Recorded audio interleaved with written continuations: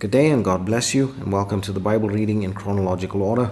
Just such a privilege to have you with us. We thank the Lord for each of you. Thank you for taking the time to enjoy this with us and participate with us in the reading of the Word of the Lord. I pray that the Lord would bless each one of you and that He would lead us to Himself in and through His Word. Today we're busy in the book of Exodus again, and we're going to be going through chapters 22, 23, and 24. Now, as we get into chapter 22, we see that up to chapter 20, which begins with the law, we see that the book of Exodus has been a book of foreshadowing and types specifically pertaining to the ministry of the Messiah. But since chapter 20, we are now in the law section of the book, which we can now look at in terms of what will be fulfilled by the life of the Messiah. And that's very important for us to take notice of so that it helps us to understand the construction of the book of Exodus.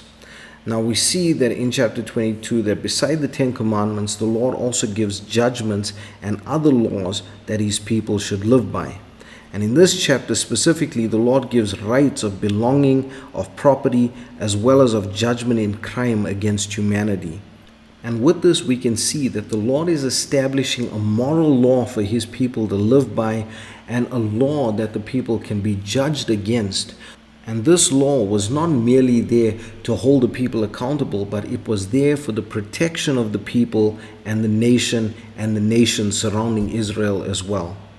And so then we get to chapter 23, and here we see that God gives good laws of caring, and this flows into the Sabbath laws of the land, in which we see God's care for the poor, the widow, the fatherless, and the stranger. The Lord tells them that every seventh year you are not allowed to till the field, and that everyone that is poor, all the animals can come and graze on the land, can come and take from the land, and in this way you are offering back to the Lord, and you are taking a much needed rest as well, a rest that the Lord had instituted.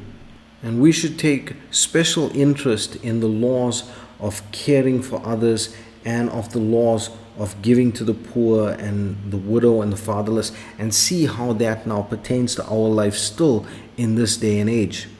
And so then Israel are instructed to keep 3 national feasts annually, namely the Feast of Unleavened Bread, the Feast of First Fruits, and the Feast of Ingathering. Now there is so much in these feasts, and each of these feasts can be studied as a topic on its own, so we cannot really get into it. But please take note of verse 18 of chapter 23, which speaks to the Lord's Supper, and it says, "Thou shalt not offer the blood of my sacrifice with leavened bread, neither shall the fat of my sacrifice remain until the morning." And so it is important that we realize that that leaven spoke about something that was impure, that was not right. And so then the leaven needed to be cleaned out of the house. And after that, when they came to the Passover, they had to have the Passover with unleavened bread. In fact, most of the feasts that we will see had to be partaken of with unleavened bread. And so then we see that the Lord gives a promise of His angel and the conquest of the promised land. And so then we get to chapter 24, and here we see the declaration of faith and commitment to the Lord by the children of Israel. And we see that as Moses comes down with the word of the Lord to the people, we see that the people answer in one accord, with one voice, and they say, "All the words which the Lord hath said will we do." Now this is a commitment that I wish that they had held on to, but so many times in our lives, and in my life specifically, we have this commitment toward the Lord. Everything that you say, Lord, we will do. But it is so quickly that we fall off and that we get distracted by the things of this world. And so then it is so important that once we make that commitment to the Lord, that we abide by it, that we with all our might lay our lives down before the Lord and ask Him to write His word on the tables of our heart and let His actions flow through us. Well, this is where we're going to leave it for today. I pray that the Lord would bless you and keep you. The Lord make His face to shine upon you. The Lord lift up His countenance upon you, and the Lord give you peace. God bless you as you enjoy the reading of the word today. Chapter 22. If a man shall steal an ox or a sheep, and kill it or sell it, he shall restore 5 oxen for an ox, and 4 sheep for a sheep. If a thief be found breaking up, and be smitten that he die, there shall no blood be shed for him. If the sun be risen upon him, there shall be blood shed for him, for he should make full restitution. If he have nothing, then he shall be sold for his theft. If the theft be certainly found in his hand alive, whether it be ox or ass or sheep, he shall restore double. If a man shall cause a field or vineyard to be eaten, and shall put in his beast, and shall feed in another man's field, of the best of his own field and of the best of his own vineyard shall he make restitution. If fire break out, and catch in thorns, so that the stacks of corn, or the standing corn, or the field be consumed therewith, he that kindled the fire shall surely make restitution. If a man shall deliver unto his neighbor money or stuff to keep, and it be stolen out of the man's house, if the thief be found, let him pay double. If the thief be not found, then the master of the house shall be brought unto the judges, to see whether he have put his hand unto his neighbor's goods. For all manner of trespass, whether it be for ox, for ass, for sheep, for raiment, or for any manner of lost thing which another challengeth to be his, the cause of both parties shall come before the judges, and whom the judges shall condemn, he shall pay double unto his neighbor. If a man deliver unto his neighbor an ass or an ox or a sheep or any beast to keep, and it die or be hurt or driven away, no man seeing it, then shall an oath of the Lord be between them both, that he hath not put his hand unto his neighbor's goods, and the owner of it shall accept thereof, and he shall not make it good. And if it be stolen from him, he shall make restitution unto the owner thereof. If it be torn in pieces, then let him bring it for witness, and he shall not make good that which was torn. And if a man borrow aught of his neighbor, and it be hurt or die, the owner thereof being not with it, he shall surely make it good. But if the owner thereof be with it, he shall not make it good. If it be an hired thing, it came for his hire. And if a man entice a maid that is not betrothed, and lie with her, he shall surely endow her to be his wife. If her father utterly refuse to give her unto him, he shall pay money according to the dowry of virgins. Thou shalt not suffer a witch to live.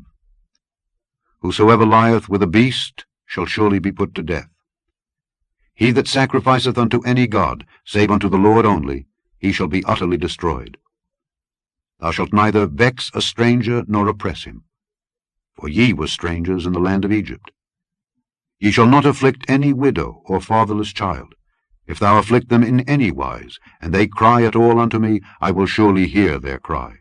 And my wrath shall wax hot, and I will kill you with the sword, and your wives shall be widows, and your children fatherless.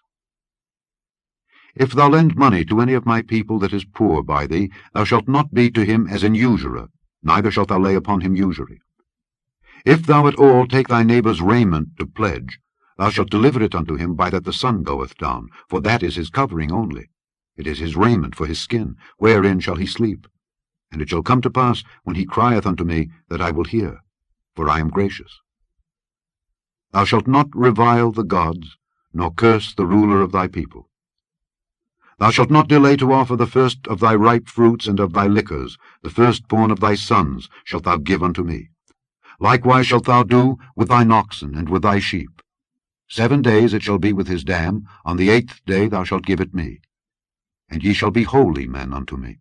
Neither shall ye eat any flesh that is torn of beasts in the field. Ye shall cast it to the dogs. Chapter 23. Thou shalt not raise a false report. Put not thine hand with the wicked to be an unrighteous witness.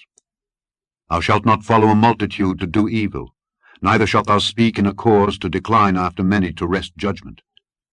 Neither shalt thou countenance a poor man in his cause. If thou meet thine enemy's ox or his ass going astray, thou shalt surely bring it back to him again. If thou see the ass of him that hateth thee lying under his burden, and wouldest forbear to help him, thou shalt surely help with him. Thou shalt not wrest the judgment of thy poor in his cause. Keep thee far from a false matter, and the innocent and righteous slay thou not, for I will not justify the wicked. And thou shalt take no gift, for the gift blindeth the wise, and perverteth the words of the righteous. Also thou shalt not oppress a stranger, for ye know the heart of a stranger, seeing ye were strangers in the land of Egypt. And 6 years thou shalt sow thy land, and shalt gather in the fruits thereof, but the 7th year thou shalt let it rest and lie still, that the poor of thy people may eat, and what they leave the beasts of the field shall eat. In like manner thou shalt deal with thy vineyard, and with thy olive yard. 6 days thou shalt do thy work, and on the 7th day thou shalt rest, that thine ox and thine ass may rest, and the son of thy handmaid and the stranger may be refreshed.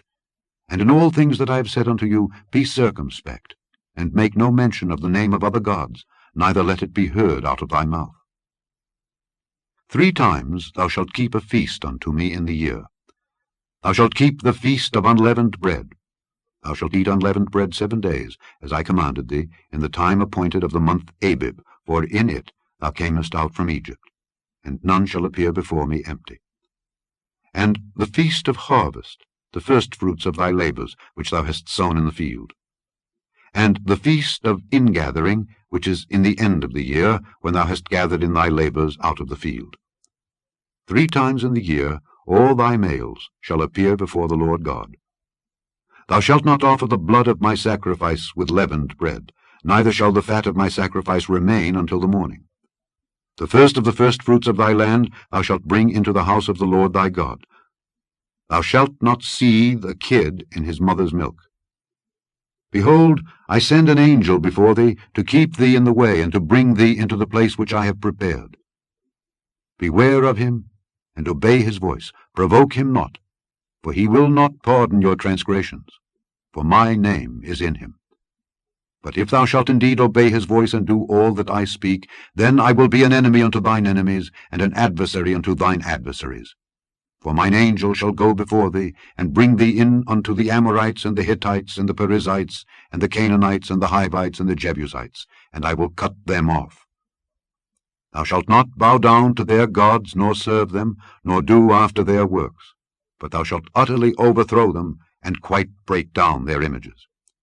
And ye shall serve the Lord your God, and he shall bless thy bread and thy water, and I will take sickness away from the midst of thee.